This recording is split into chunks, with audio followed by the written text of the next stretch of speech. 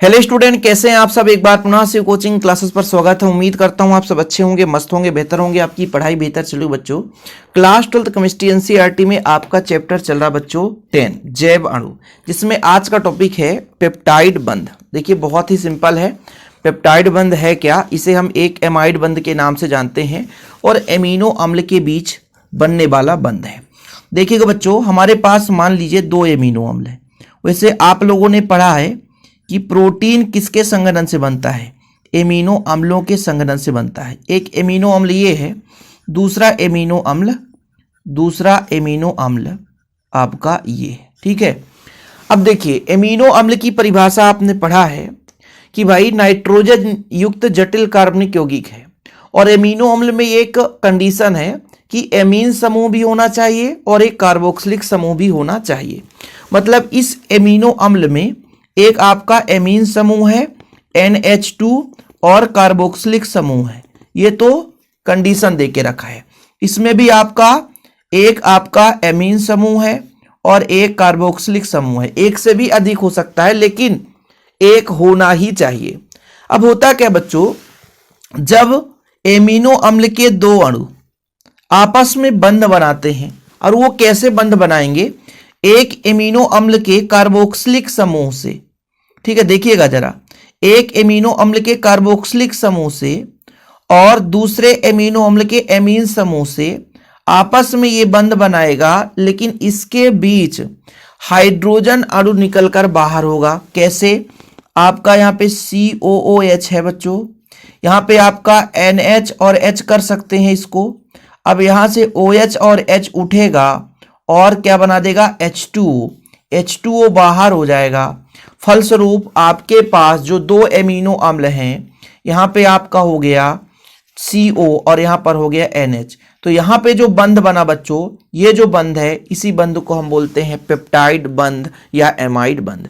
अर्थात एमिनो अम्लों के बीच बनने वाला जो बंध होता है उसे बोलते हैं हम पेप्टाइड बंध। ठीक है। यहाँ पर देखिए, पेप्टाइड बंध एक एमाइड बंध है जो COOH समूह एक अल्फा एमिनो अम्ल के तथा दूसरे एमिनो अम्ल के NH2 समूह के बीच जल के एक अणु के निष्कासन द्वारा बनता है। मतलब एक एमिनो अम्ल का जो आपका कार्बोक्सिलिक समूह है और दूसरा एमिनो अम्ल है उसके एमीन समूह से जब एक आपका H2O अणु मतलब जल का अणु बाहर निकलता है, तो उनके बीच जो बंध बनता है उसे हम बोलते हैं पेप्टाइड बंध। अब यहां पर मैं एक एमिनो अम्ल लेकर चलता हूं, आपको समझाता हूं। एमिनो अम्ल का पहचान ही है बच्चों, क्लियर है कि भाई साहब उसमें एक आपका एमीन समूह और एक कार्बोक्सिलिक समूह होना चाहिए, इतना ध्यान रखना। ठीक है। जैसे मैं कहता हूं यहां पर NH2, ठीक है, CH2, भाई NH2 है एमीन समूह और आपका COOH है। दूसरा आपका हो गया NH और इसको H कर सकता हूं बच्चों, फिर CH2 और COOH। अब देखिएगा यहां पे जब OH और इसका H, तो क्या बना देगा आपका H2O, मतलब माइनस का H2O बाहर हो गया। फिलहाल अब बचने वाला जो यहाँ पे उत्पाद है वो किस प्रकार से हो जाएगा? H2N, ठीक है बच्चों, H2N और यहाँ पर आपका हो जाएगा CH2, बचेगा आपका CO और यहाँ पे जो बंध बनेगा NH के साथ, इसी को हम बोलते हैं बच्चों क्या? इसी को हम बोलते हैं एमाइड बंध। ये जो यहाँ पे बंध बना ये आपका एमाइड बंध बन गया। क्लियर? बोला था ना कि 2 मिनट का तो वही है, सिंपल है। ये आपका ग्लाइसिन है। ठीक है, ये क्या है बच्चों? ग्लाइसिन है। ग्लाइसिन के दो अणु आपस में मिलकर के संघनन बना लिए, फिर यहाँ पे पेप्टाइड बंध का निर्माण हुआ।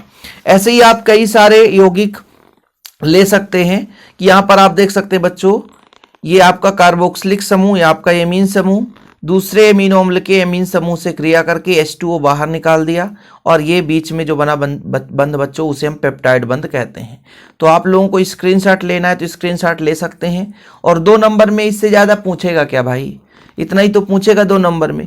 छोटा सा टॉपिक है, मैं सोचता हूँ एक भी टॉपिक छूटने ना पाए और आपको बोरिंग भी ना लगे। बस आप लोगों को यदि इसका नोट्स लेना है तो कॉन्टैक्ट नंबर है 9685299149, 9685292949। एक छोटा सा अमाउंट चार्ज लगता है, लेकिन प्रॉपर रूप से नोट्स दिए जाते हैं। फिलहाल आज के लिए इतना ही। जय हिंद, वंदे मातरम।